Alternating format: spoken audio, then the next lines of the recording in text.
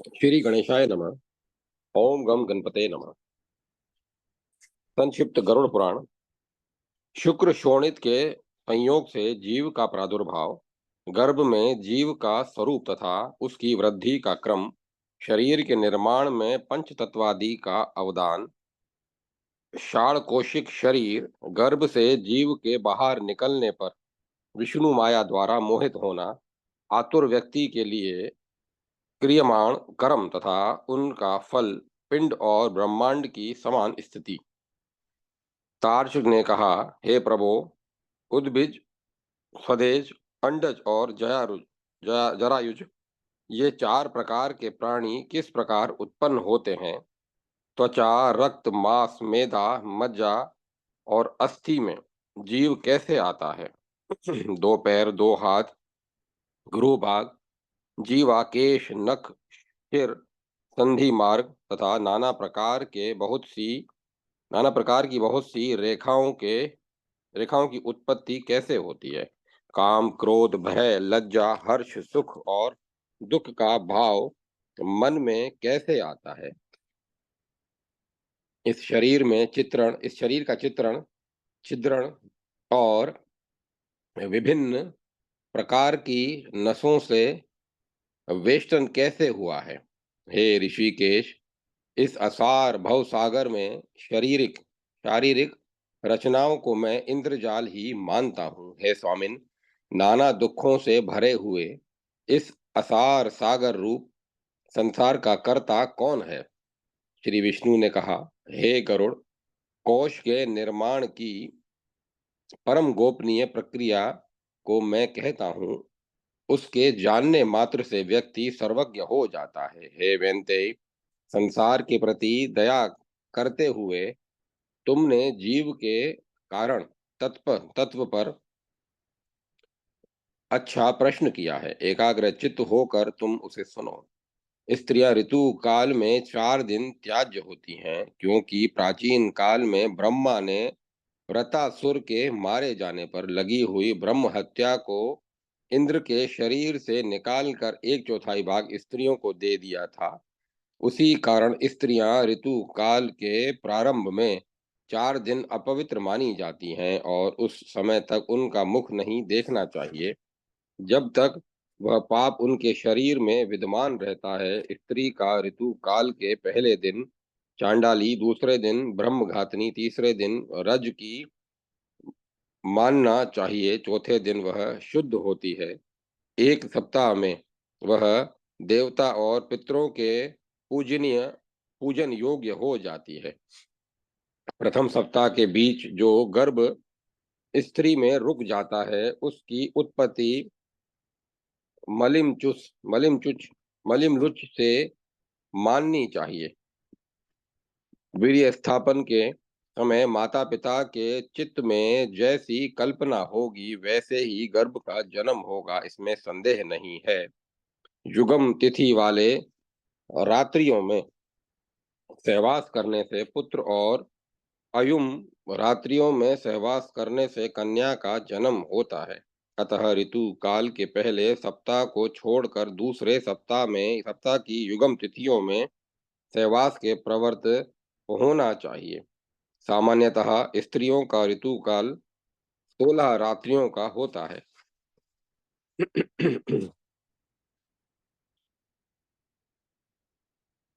यदि 14वीं रात्रि में गर्भधान की क्रिया होती है, तो उस गर्भ के से गुणवान, भाग्यवान, धनवान तथा धर्मनिष्ठ पुत्र का जन्म होता है। हे पक्षीराज, वह रात्रि सामान्य लोगों को प्राप्त होना संभव नहीं है। प्राय स्त्री में गर्भोत्पत्ति 8वीं रात्रि के मध्य में ही हो जाती है। ऋतु काल के 5वें दिन स्त्रियों को कटु, क्षार, तीक्ष्ण और उष्ण भोजन का परित्याग करके मधुर भोजन का मधुर भोजन करना चाहिए, क्योंकि उनकी कोख औषधि पात्र है और पुरुष का बीज अमृत तुल्य है। इसमें स्त्री रूप औषधि पात्र में बीज वपन करके मनुष्य सम्यक फल प्राप्त कर सकता है। इसीलिए उसको क्रोधादि की ज्वाला से बचाकर मधुर भोजन तथा मृदु स्वभाव की शीतलता से अभिसिंचित करना चाहिए। पुरुष को चाहिए कि वह पहले तांबुल और पुष्पों की माला तथा चंदन से सुवासित होकर स्वच्छ एवं सुंदर वस्त्र धारण करे। तदंतर शुद्ध मन से स्त्री की शैया पर शयन करने के लिए जाए। वीर्य वपन के समय उसके चित्त में जैसी कल्पना होगी उसी स्वभाव वाली संतान जन्म लेती लेगी। प्रारंभ में शुक्र और रक्त के संयोग से जीव पिंड रूप में अस्तित्व को प्राप्त करता है और गर्भ में वह उसी प्रकार बढ़ता है जिस प्रकार आकाश में चंद्रमा की अभिवृद्धि होती है। शुक्र के शुक्र में चैतन्य बीज रूप से स्थित रहता है। जब काम चित्त तथा शुक्र ऐक्य भाव को प्राप्त हो उस समय स्त्री के गर्भाशय में जीव एक निश्चित रूप धारण करने की पूर्वावस्था में आता है। रक्ताधिक्य होने पर कन्या और शुक्राधिक्य होने पर पुत्र होता है। जब रक्त तथा शुक्र समान होते हैं तो गर्भ में स्थित संतानें नपुंसक होती हैं। शुक्र तथा शोणित पहले दिन और रात में कलल, पांचवें दिन बुध और 14वें दिन मास रूप में हो जाता है। इसके बाद वह घनीभूत मास गर्भ में रहता हुआ क्रमशः 20वें दिन तक पिंड रूप में बढ़ता है। तदंतर 25वें दिन उसमें शक्ति और पुष्टता का संचार होने लगता है। एक मास पूरा होते ही वह पंच तत्वों से युक्त हो जाता है। तत्पश्चात उस गर्भस्थ जीव के शरीर पर दूसरे मास में त्वचा और मेदा, तीसरे मास में मज्जा तथा अस्थि, चौथे मास में केश एवं अंगुली, पांचवें मास में कान, नाक तथा वक्ष स्थल का निर्माण होता है। उसके बाद छठे मास में कंठ, रंध्र और उदर, सातवें मास में गृहादि भाग तथा आठवें मास में वह सभी अंग प्रत्यंगों से पूर्ण हो जाता है। आठवें मास में ही वह जीव माता के गर्भ में बार बार चलने लगता है और 9वें मास में उस गर्भस्थ शिशु का औज गुण परिपक्व हो जाता है। उसके बाद गर्भवास का काल बीतने पर वह गर्भस्थ शिशु गर्भ से निकलना चाहता है। वह चाहे कन्या हो, चाहे पुत्र हो, चाहे नपुंसक हो, फिर उसका जन्म होता है। इस प्रकार जन्म, पुष्टि और संहार इन तीनों की शक्ति से युक्त षट कोशों के भीतर विद्यमान 5 इंद्रिय, 10 नाड़ी, 10 प्राण और 10 गुण से समन्वित शरीर को जो जान लेता है वही योगी है। जीव का पांच भौतिक शरीर मज्जा, अस्थि, शुक्र, मांस, रोम तथा रक्त इन 6 कोशों से निर्मित पिंड एक है।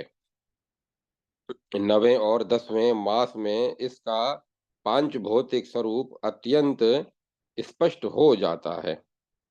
प्रसवकालीन वायु से आकृष्ट तात्कालिक पीड़ा से बेचैन माता की सुषुम्ना नाड़ी के द्वारा दी जा रही शक्ति से पुष्ट वह जीव गर्भ से निकलने का यथाशीघ्र प्रयास करता है। पृथ्वी, जल, हवि, भोक्ता, वायु तथा आकाश इन 6 भूतों से पीड़ित होता हुआ जीव स्नायु तंत्रिकाओं से आबद्ध रहता है। उन्हीं को विद्वानों ने मूलभूत तत्व कहा है। ये शरीर में फैली हुई 7 नाड़ियों के बीच में रहते हैं। त्वचा, अस्थि, नाड़ी, रोम और बात ये 5 पृथ्वी तत्व के कारण शरीर में आते हैं। हे काश्यप, इसी प्रकार लार, मूत्र, शुक्र, मजा तथा रक्त ये 5 जल तत्व के कारण शरीर में पाए जाते हैं। हे तार्ष, क्षुधा, तृषा, निद्रा, आलस्य एवं कांति, ये 5 तेजस तत्व के कारण शरीर में पाए जाते हैं। ऐसे ही राग, द्वेष, लज्जा, भय और मोह, ये 5 वायु तत्व के कारण शरीर में पाए जाते हैं। आकुंचन, धावन, लंघन, प्रसारण तथा निरोध, ये भी पांचों वायु तत्व के कारण शरीर में ही पाए जाते हैं।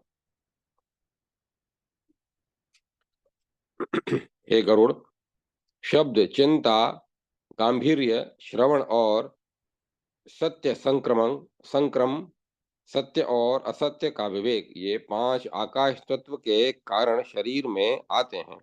ऐसा तुम्हें जानना चाहिए।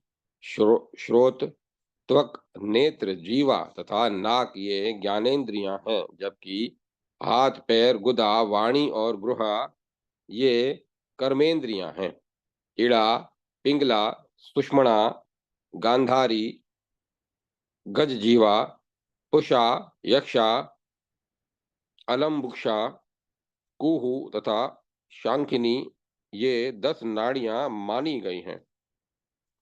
यही प्रधान 10 नाड़ियां पिंड शरीर के मध्य स्थित रहती हैं। प्राण, अपान, समान, उदान, व्यान, नाग, क्रुम, करकर, देवदत्त तथा धनंजय नाम के 10 वायु प्राणियों के शरीर में विद्यमान रहते हैं। केवल खाया गया अन्न ही देहधारियों के शरीर को पुष्ट करता है, और इस खाए गए अन्न को प्राणवायु ही शरीर में तथा उसकी सभी संधियों में पहुंचाता है। भोजन के रूप में ग्रहण किया गया आहार वायु के द्वारा 2 रूपों में विभक्त किया जाता है। इसके अनंतर यह प्राणवायु हुई गुदा भाग में प्रविष्ट होकर अन्न और जल को पृथक पृथक कर देता है, तथा यही प्राणवायु अग्नि के ऊपर जल को एवं जल के ऊपर अन्न को पहुंचाकर स्वयं अग्नि के नीचे रहते हुए अग्नि को धीरे धीरे उद्दीप्त करता है। तत्पश्चात वायु से उद्दीप्त किया हुआ अग्नि अन्न के रस भाग को अलग और शुक्र भाग को अलग कर देता है। यही शुक्र भाग 12 प्रकार के मलों के रूप में शरीर से बाहर आता है। शरीर में विद्यमान कान, नेत्र, नाक, जीवा, दांत, नाभि, गुदा तथा नख, ये सब मल के आश्रय हैं। ऐसे ही विष्ठा, मूत्र, शुक्र एवं शोणित रूप से ये मल अनंत प्रकार के हैं। हे विंतासुत, मनुष्य के शरीर में सामान्यतः 3.5 करोड़ रोम और 32 दांत होते हैं। सिर में बालों की संख्या 7 लाख तथा नख 20 हैं।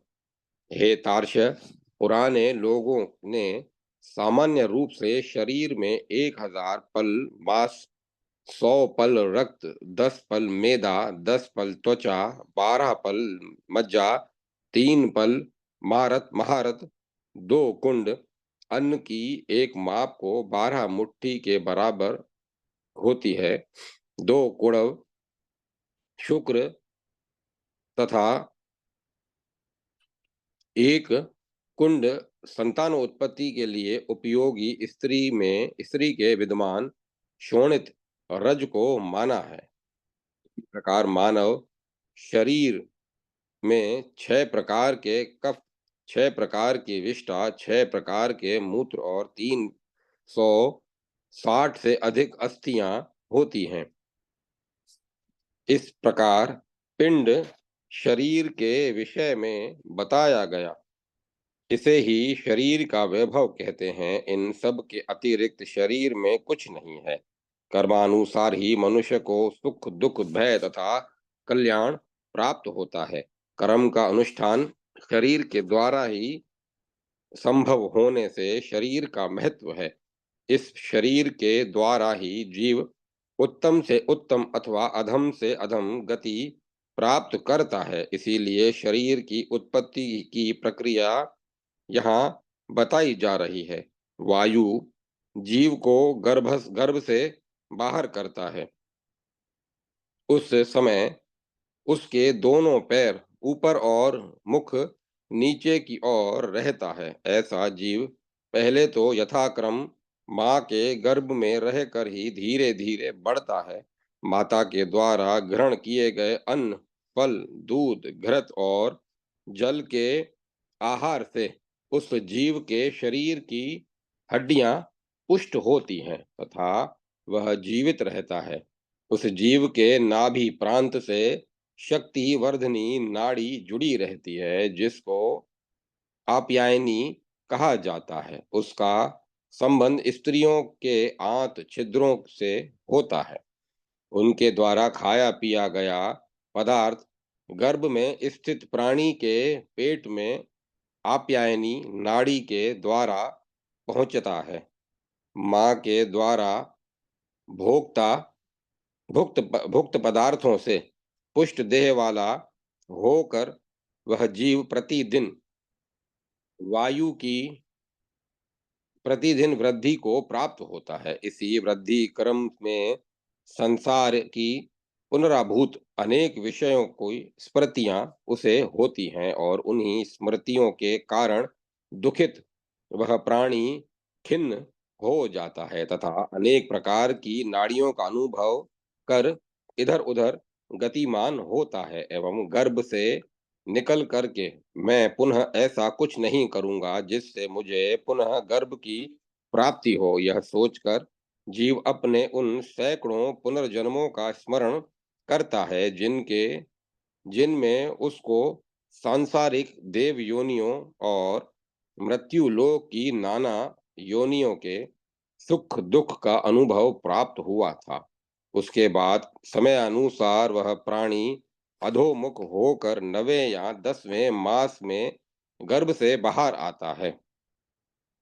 प्रजापत्य वायु के प्रभाव से गर्भ छोड़कर बाहर निकलता हुआ वह जीव दुखी होता है। उस समय दुख से पीड़ित वह प्राणी विलाप करता हुआ बाहर निकलता है। उधर से बाहर होते हुए उस जीव को असहाय कष्ट देने वाली मूर्छा आ जाती है, किंतु कुछ ही क्षण में वह जीव पुनः चेतना में आ जाता है।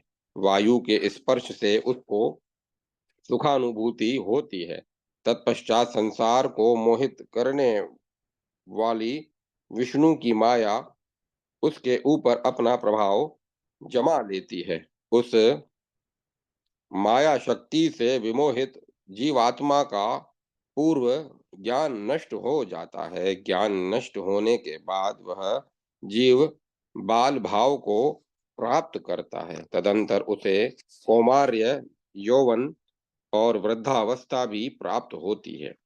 इस उसके बाद मनुष्य उसी प्रकार और उसी प्रकार मरता है और जन्म लेता है। इस संसार चक्र में वह घोड़ा घड़ा बनाने वाले चक्र यंत्र के समान घूमता रहता है। प्राणी कभी स्वर्ग प्राप्त करता है और कभी नरक में जाता है। स्वर्ग तथा नर्क मनुष्य को अपने कर्मानुसार ही प्राप्त होते हैं। हे पक्षी श्रेष्ठ, स्वर्ग और नरक में कर्म फल का भोग करके प्राणी कभी थोड़े से शेष पाप पुण्य का भोग करने के लिए पृथ्वी पर आ जाता है। जो स्वर्ग में निवास करते हैं उन लोगों को यह दिखाई देता है कि नरक लोकों में प्राणियों को बहुत दुख है। यहाँ पर यमराज के दूतों से प्रताड़ित वे नरकवासी कभी प्रसन्न नहीं होते।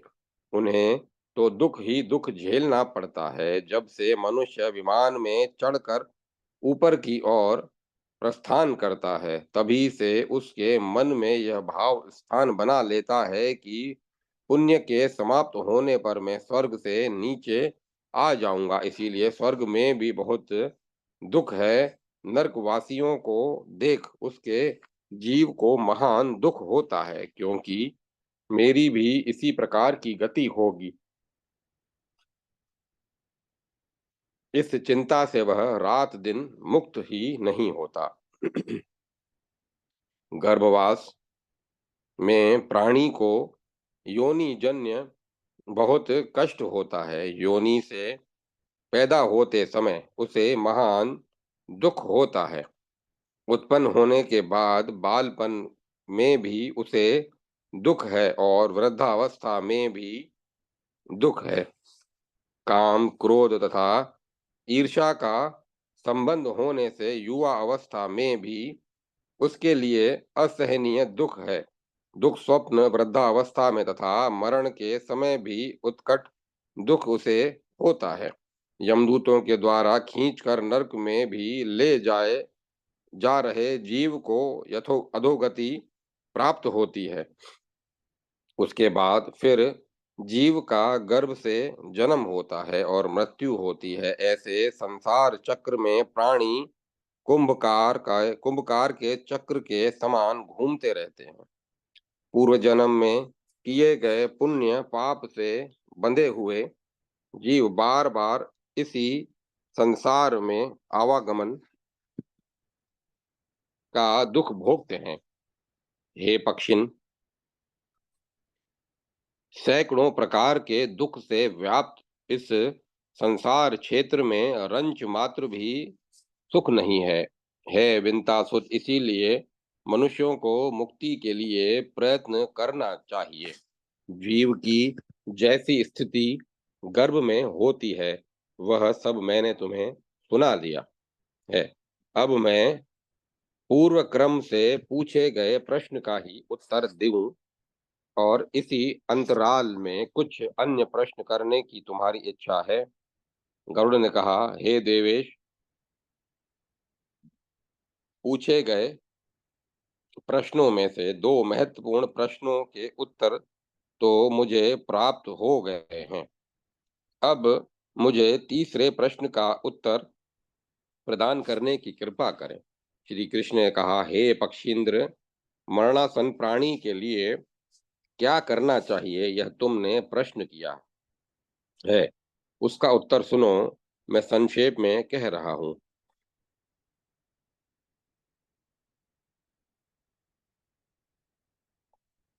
उसका उत्तर सुनो, मैं संक्षेप में कह रहा हूं। मृत्यु को सन्निकट जानकर मनुष्य को सबसे पहले गौमूत्र, गौमय, तीर्थोदक और कुशोदक से स्नान कराएं। तदंतर स्वच्छ एवं पवित्र वस्त्र पहना दें और गौमय से लिपि हुई भूमि पर दक्षिणाग्र कुशों का एवं तिल का आस्तरण करके सुला दें। सुलाते समय उस मरणासन प्राणी के सिर को पूर्व अथवा उत्तर की ओर करके उसके मुख में सोने का टुकड़ा डालें। हे खगेश, उसी के सन्निकट भगवान शालग्राम की मूर्ति और तुलसी का वृक्ष लाकर रख दें। तत्पश्चात वहीं पर घी का एक दीपक जलाएं और ओम नमो भगवते वासुदेवाय, ओम नमो भगवते वासुदेवाय, इस मंत्र का जप करें। पूजा, दान तथा नाम स्मरण आदि में मंत्र से ओम का योग करें। पुष्प धूपादि से भली प्रकार ऋषिकेश विष्णुदेव की पूजा करें। तदंतर विनम्र भाव से स्तुति पाठ करते हुए उनका ध्यान करें। उसके बाद ब्राह्मणों, दीनों और अनाथों को दान देकर भगवान विष्णु के चरणों को हृदय में स्थान दें और पुत्र, मित्र, स्त्री, खेती बाड़ी तथा धन धान्यादि के प्रति अपनी ममता का परित्याग कर दें। उस समय जीव को बहुत ही कष्ट होता है। उसके निवारण के लिए पुत्रादि सभी परिजनों को मरणासन प्राणी के कल्याण हेतु उच्च स्वर में पुरुष सूक्त का पाठ करना चाहिए। हे गरुड़, मृत्यु के आ जाने पर जो कर्म करना चाहिए वह सब मैंने तुम्हें सुना दिया। अब इस समस्त कर्म का फल क्या है उसको मैं संक्षेप में कहता हूं, तुम सुनो। हे पक्षीराज, स्नान करने से प्राणी को स्वच्छता प्राप्त होती है। उससे शरीर की अपवित्रता दूर होती है, उसके बाद भगवान विष्णु का स्मरण होता है और उनका स्मरण सभी प्रकार के उत्तम फल प्रदान करता है। कुश और कपास आतुर प्राणी को स्वर्ग ले जाते हैं, उसमें इसमें संदेह नहीं है। तिल तथा कुश जल में डालकर मरणासन व्यक्ति को कराया गया स्नान यज्ञ में किए गए अभ्रत स्नान के समान होता है। ऐसे ही गौमय में से लिपी हुई भूमि पर मंडल बनाकर उस पर तिल कुश आदि डालकर यदि मरणासन व्यक्ति को सुलाया जाए तो विष्णु आदि देव प्रसन्न होते हैं, क्योंकि ब्रह्मा विष्णु रुद्र लक्ष्मी और अग्नि देव मंडल में रहते हैं। इसीलिए मरणासन व्यक्ति को जिस भूमि पर शयन कराना है वहां पर मंडल का निर्माण करना चाहिए। हे खगेश, पूर्व अथवा उत्तर की ओर यदि मरणासन व्यक्ति का सिर कर दिया जाए, यदि उसके पाप कम हो तो इतने मात्र से उसे उत्तम लोक प्राप्त हो सकते हैं। आतुर व्यक्ति के मुख में पंचरत्न डालने पर उसमें ज्ञान का उदय होता है। हे पक्षिन, तुलसी, ब्राह्मण, गौ, विष्णु और एकादशी व्रत ये 5 संसार सागर में डूबते हुए मनुष्यों के लिए नौका के समान है।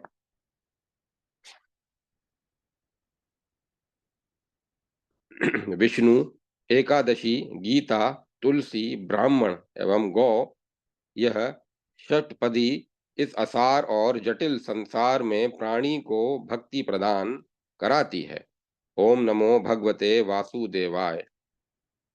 इस प्रकार भगवान विष्णु के मंत्र का जप करता हुआ मनुष्य निस्संदेह उन्हीं का सायुज्य प्राप्त करता है। पूजा करने से भी मेरे भगवान विष्णु लोक की प्राप्ति होती है। मेरी पूजा करने वाला साक्षात स्वर्ग लोक को जाता है।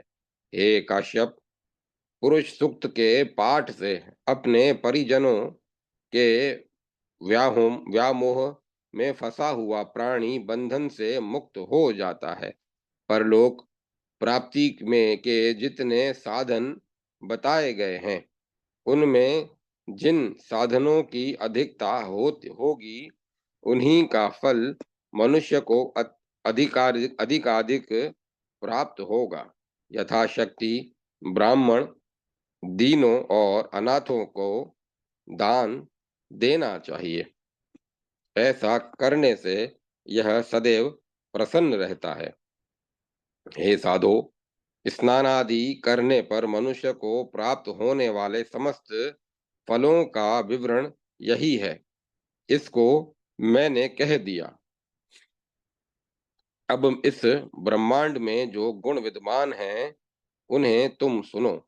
ये वे सब तुम्हारे शरीर में भी हैं। पाताल, पर्वत, लोक, द्वीप, सागर, सूर्यादि सभी ग्रह तुम्हारे शरीर में ही स्थित हैं। यथा पैर के नीचे तल लोक, पैर के ऊपर वितल लोक, दोनों जानुओं में सुतल लोक और सकिथ प्रदेश में महातल नामक लोक समझने चाहिए। वैसे ही उरु भाग में तलातल लोक तथा गृह स्थान में रसातल लोक स्थित है। ऐसे ही प्राणी के कटी प्रदेश में पाताल लोक की स्थिति समझें। नाभि के मध्य में भूरलोक, उसके ऊपर भुवरलोक, हृदय में स्वर्गलोक, कंठ देश में महरलोक, मुख में जनलोक, मस्तक में तपोलोक एवं महारंध्र में सत्यलोक है। इस प्रकार मनुष्य के इसी शरीर में 14 भुवन विद्यमान हैं। शरीर के त्रिकोण में मेरु, अंधकोण में मंदर, दक्षिण में कैलाश, वाम भाग में हिमालय, उदर भाग में निषद, दक्षिण में गंधमादन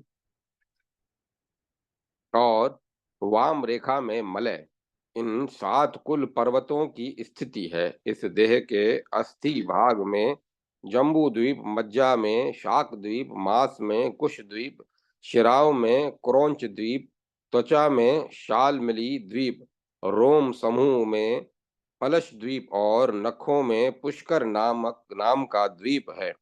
उसके बाद शरीर में सागरों का स्थान है, जैसे मूत्र में शोराद शोराद सागर, शरीर के क्षार तत्व में क्षीर सागर, श्लेष्मा में सरोधि सरोदधी सागर, मज्जा में घृत सागर, उसमें रसोदधी सागर, रक्त में दधी सागर, काकू में लटके हुए मांसल भाग में स्वादुदक सागर तथा शुक्र में गर्भोदक सागर है।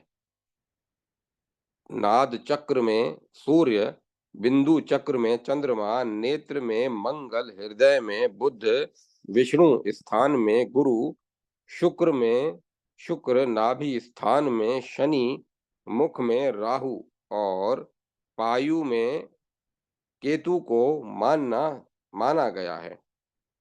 इस प्रकार शरीर में ग्रह मंडल की स्थिति है। मनुष्य का अपा अपाद मस्तक संपूर्ण शरीर उसी सृष्टि के रूप में विभक्त है। जो लोग इस संसार में उत्पन्न होते हैं वे मृत्यु को निश्चित ही प्राप्त होते हैं। भूख, प्यास, क्रोध, दाह, मूर्छा, बिच्छू के डंक तथा सर्प के दंश से उत्पन्न कष्ट सब इसी शरीर में हैं। समय के पूरा हो जाने पर सभी प्राणियों का विनाश निश्चित है। यमलोक में गए हुए जीव के आगे आगे वही लोग दौड़ते हैं जो पापी हैं, अधम हैं और दया धर्म से दूर हैं।